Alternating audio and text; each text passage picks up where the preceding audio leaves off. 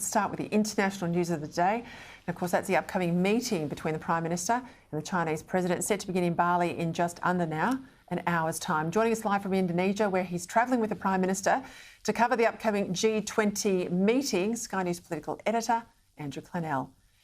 The last time there was one of these Australia-China leader-to-leader bilats, Andrew, was under the Prime Minister Malcolm Turnbull in 2016. We've been in the freezer since then, and following our stand on COVID, where we argued for an international inquiry into its origins, things have only got worse. So all credit to the Prime Minister, this meeting is happening. It's now what gets discussed that's important. What can we expect will be on the table for discussion? I presume trade. What else? I think definitely the trade sanctions, there's no doubt about that. We'll see opening remarks, I believe, Peter. I imagine they'll be pretty civil and conciliatory from both sides, but the nitty-gritty will obviously be in the closed-door session. I think Anthony Albanese will discuss the case of Cheng Lei and Yang Hengjun, who's also imprisoned, an Australian imprisoned in China. I think they'll come up. Whether or not Albanese talks about that afterwards remains to be seen. He might believe quiet diplomacy is the way to go with those individual cases. But I don't think there's any doubt that all of Australia's grievances will be raised during this meeting, which we expect to go just under an hour. I'm assuming there'll be a press conference afterwards. I don't know if it'll be both leaders, you'll tell me that, but certainly our Prime Minister. Are you going to ask the PM if he raised the issue of Taiwan with the Chinese leader? Well, thanks for the question, Vice Peter. I'm sure it will come up in the press conference. I certainly hope Anthony Albanese does hold a press conference. I would have thought he will. There will be no joint press conference. You'd think that issue would come up. Certainly we know with Joe Biden it came up, and he seemed to get some sort of assurance that there wasn't a invasion looming imminently, and said as much.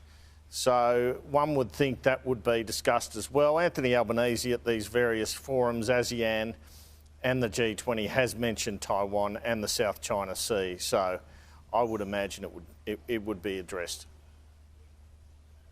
Yeah, look, I'm not directing you, of course I'm not directing you. You're one of the good guys down there in Canberra and quite prepared to ask the tough questions.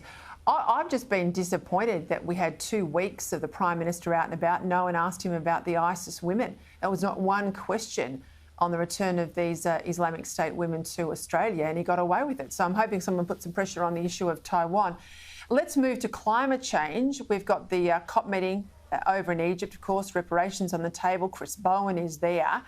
I'll be interested whether, for all the posturing from the Labor Prime Minister here in Australia and all of his ministers about climate change, whether he'll say anything to the world's biggest emitter, that's China. We know they're not going to pay the reparations because they're a developing country under the UN definition. Do you think that'll get a run at the meeting today? I think that's another excellent question. I imagine so, because in his intervention today at the G20, once again, he said that, Anthony Albanese, there should be action from all countries on climate change. China's the biggest emitter. How could he really go into the meeting without mentioning that? So, and I'm sure that Joe Biden did the same.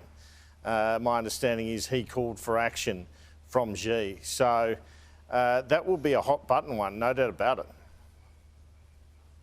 Look, before I let you go and get set up for this meeting, the whole reason they're in Bali, of course, is this G20 meeting. What's on the agenda for broader discussion amongst the G20? What can we expect? Well, I don't think they'll be able to reach agreement on a communique. I mean, that's the way it's looking. There's been a draft communique leaked where it talks about most nations condemning the Ukraine war. So really, to me, it's about putting a bit of pressure on Russia.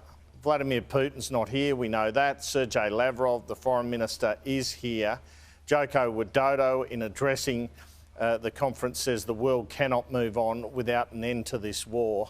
But what we might find is a chairman's statement and not a formal communique, because Russia and China won't agree on the Ukraine issue. You can hardly ignore it in that communique, particularly when it's triggered an energy crisis all through the world. Well, good luck. I hope you get those questions up. Andrew Clennell, thank you.